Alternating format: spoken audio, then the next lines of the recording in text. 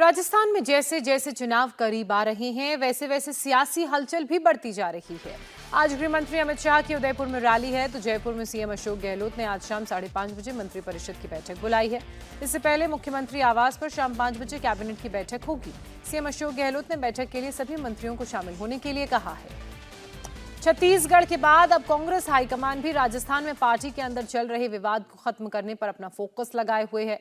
माना यह जा रहा है कि जिस तरह से छत्तीसगढ़ में टीएल सिंहदेव को डिप्टी सीएम की कुर्सी देकर चुनाव से पहले मना लिया गया है, उसी तरह सचिन पायलट को भी कोई बड़ा पद देकर मना लिया जाएगा।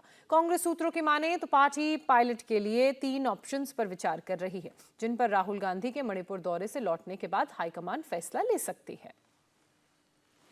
सचिन पायलट के सियासी पुनर्वास के लिए पार्टी की तरफ से 3 विकल्प तैयार किए गए हैं।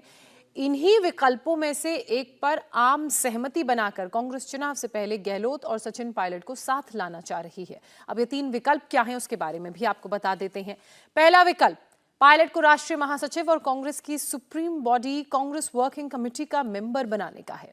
इसके साथ ही उन्हें विधानसभा चुनाव की कैंपेन कमेटी का अध्यक्ष बनाने का भी विकल्प है। इस फॉर्मूले पर पहले भी चर्चा हुई थी। इससे विरोधी खेमे भी की अगर बात की जाए तो उनको भी ज्यादा दिक्कत नहीं होगी। अब दूसरे विकल्प की बात कर लेते हैं।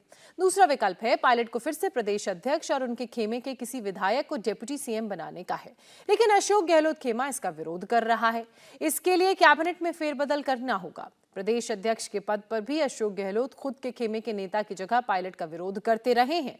इनके अलावा जो तीसरा विकल्प है उस पर भी काम चल रहा है। तीसरा विकल्प, सचिन पायलट को कांग्रेस का चेहरा बनाकर चुनाव लड़ाने के विकल्प पर चर्चा की जा सकती है। ये हो सकता है राहुल गांधी के मणिपुर दौरे से लौटने के बाद अशोक गहलोत और सचिन पायलट को आमने सामने बिठाकर इस पर चर्चा की जाएगी और सहमति होने पर ही फाइनल किया जाएगा। तो ये 3 ऑप्शन हैं, 3 विकल्प, जिनमें से किसी एक पर फैसला होगा। अब सवाल है कि अगर पायलट इन तीनों विकल्पों में से किसी एक पर मान जाते हैं तो फिर उनकी तीनों मांगे क्या होंगी। अपनी 3 मांगों को लेकर पायलट लंबे वक्त से अशोक गहलोत सरकार के खिलाफ मोर्चा खोले हुए हैं। यात्रा तक उन्होंने की। पहली मांग, आरपीएससी को भंग कर नई संस्था बनाई जाए। दूसरी मांग, पेपर लीक पर छात्रों को मुआवजा मिले। और जो तीसरी मांग सचिन पायलट की तरफ से रखी गई है वो ये कि वसुंधरा सरकार के भ्रष्टाचारों की जांच हो। अब इन 3 मांगों को लेकर भी पिछले महीने अजमेर से जयपुर तक उन्होंने पैदल मार्च निकाला था, यात्रा की थी, जैसा कि मैंने आपको बताया। उसके बाद 15 दिनों का अल्टीमेटम उनकी तरफ से दिया गया था। मुख्यमंत्री अशोक गहलोत तीनों ही मांगों को अलग अलग समय पर बयान देकर नकार चुके हैं।